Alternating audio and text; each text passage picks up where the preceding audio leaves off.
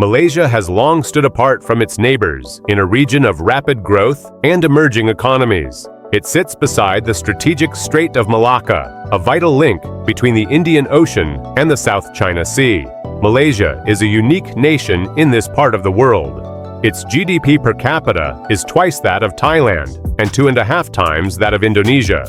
Within the Association of Southeast Asian Nations, or ASEAN, Malaysia ranks third in labor productivity and holds a strong place on the global chart of economic competitiveness.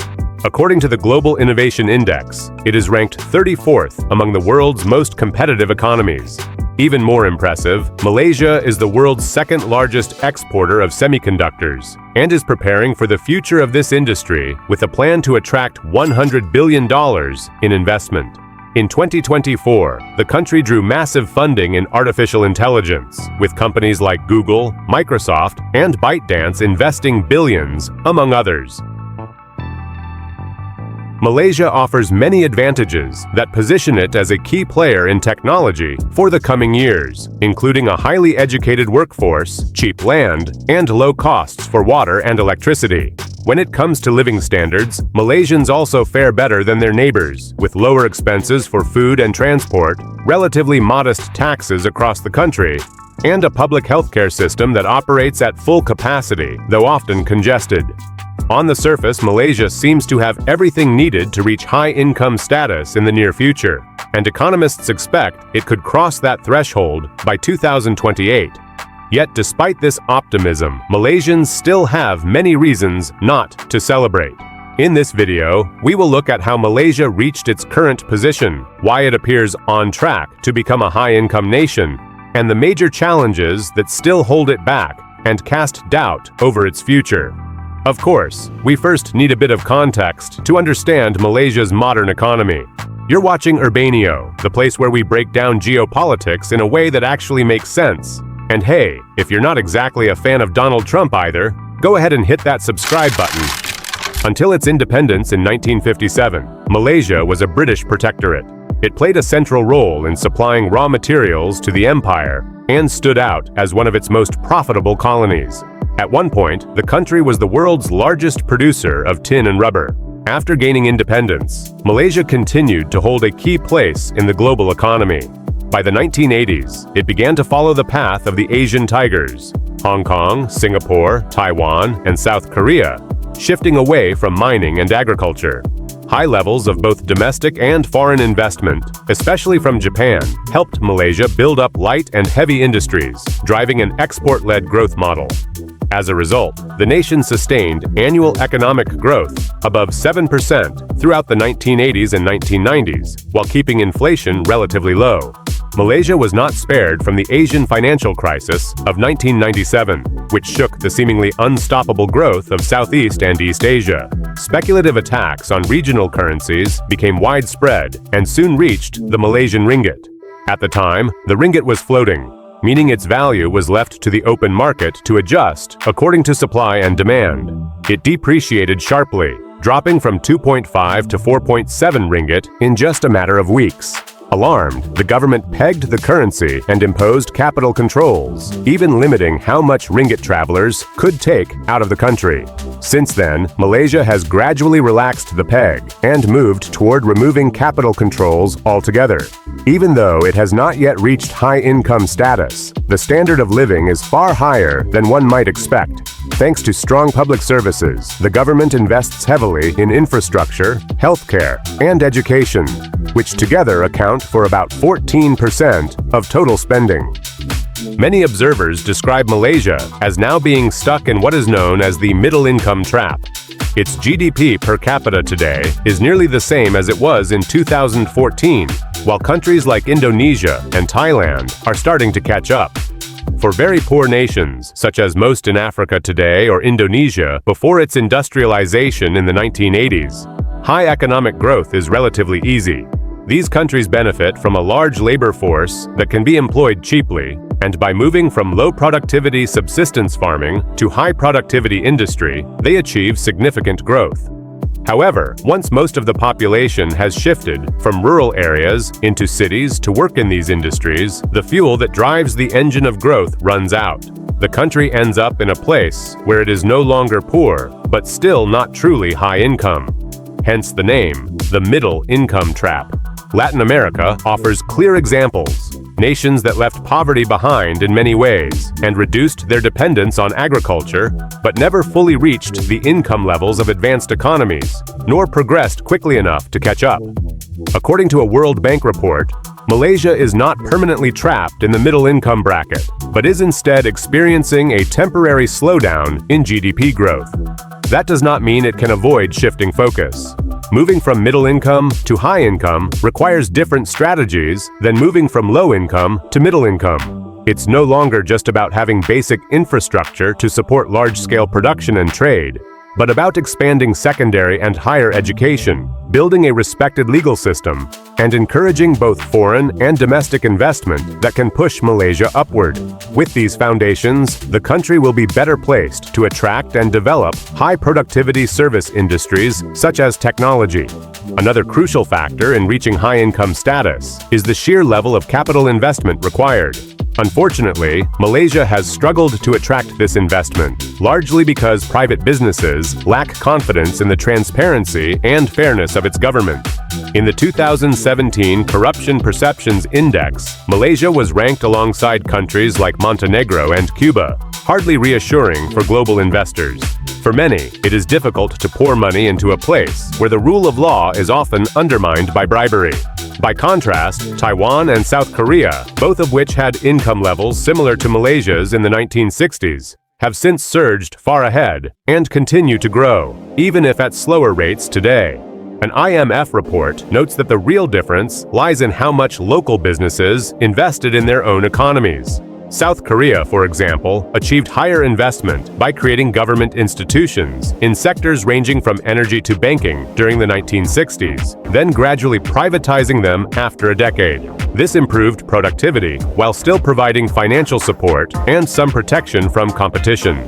Taiwan, on the other hand, carried out massive state-led initiatives to build its semiconductor industry, laying the foundation for its current status as a global leader in the field.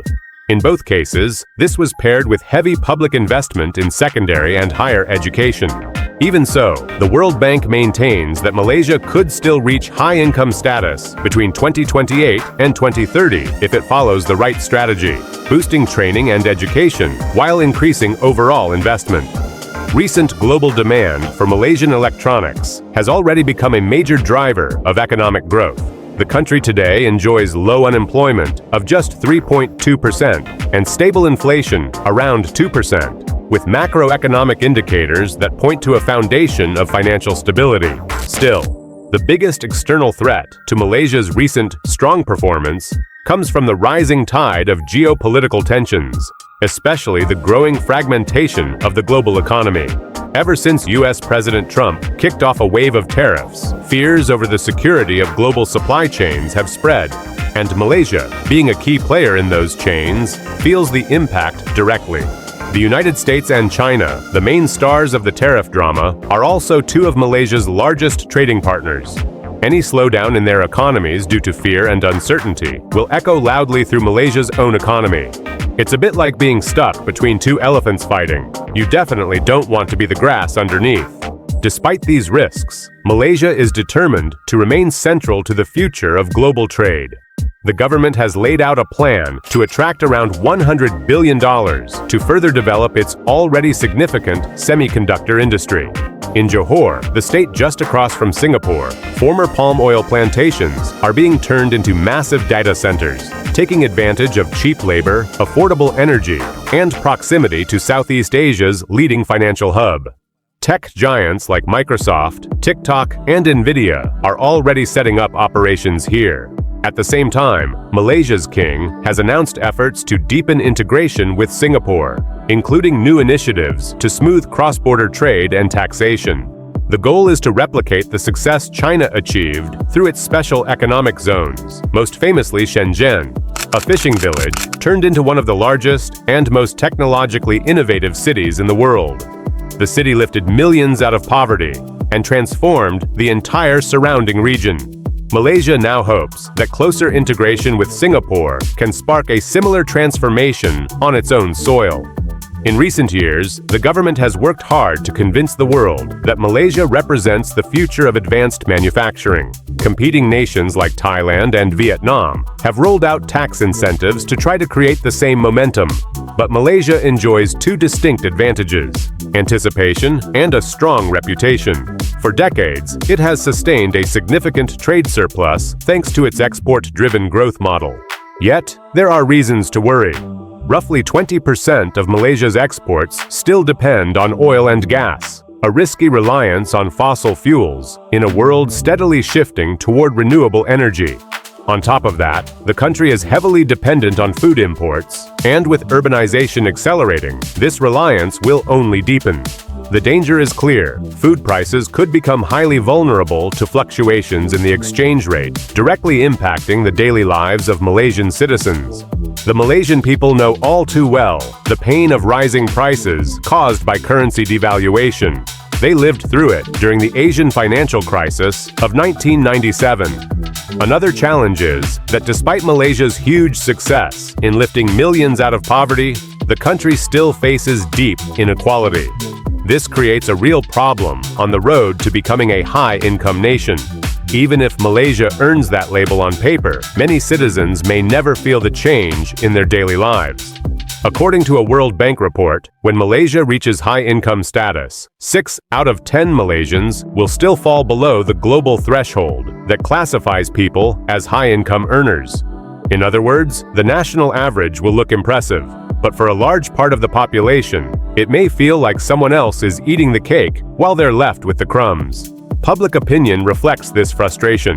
About 70% believe the income gap is far too wide, and around 60% think the government should be doing more to close it. Adding to the challenge, Malaysia has long struggled with the emigration of its young and educated workforce to places like Singapore, Australia, and the United States, where salaries are significantly higher. Although official numbers are scarce, the issue is well recognized in government circles. In 2011, Malaysia even created a state-owned company called Talent Corp to try to attract skilled workers back home and stem the brain drain. Still, the scale of the problem is daunting. It's estimated that 1.8 million Malaysians have left the country in the past 5 years.